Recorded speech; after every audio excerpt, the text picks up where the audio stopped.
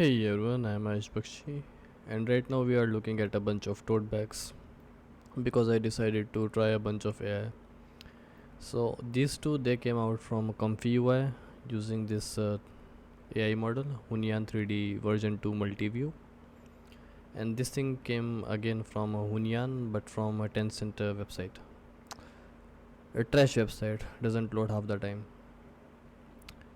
And here we have a source of truth. This one created using traditional 3D pipeline, reprojecting stuff, cloning out the bad parts, and retopologizing. This is our scanner data from Aegisoft Metashape without the unnecessary vertices, just the main asset. So if we look at the Comfy UI, it only required 4 inputs compared to photogrammetry, which was 115 images. It gave quite okay result.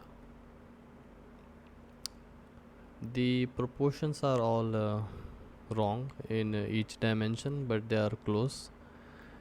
And the thing with AI 3D model generation is, of course, each time you run it, you will get a slightly different result. So here we have very bad result. The whole background is stuck to the main object. Here, not so much. The only use I can think of these meshes is feeding them to ZBrush, quickly decimating and deleting the unnecessary parts, then slapping some texture directly, like projecting from all angles and throw it in as a background element where the character or camera will never reach. So in those cases I think it can be useful, but keep in mind to keep the comparison fair, I didn't give Comfy UI any masks. It can use masks to subtract unnecessary parts of the image, but again I didn't give any masks to Aegisoft Metashape also. It can generate a mask automatically from all these numbers of input, so but still I didn't give it anything manually to each approach. And on the most right we have a Hunyuan 3D models result, but from Tencent website, which looks like this. Terrible websites doesn't load half the time, but when it loads you can generate up to 20 results in one day. And after that I don't know what happens.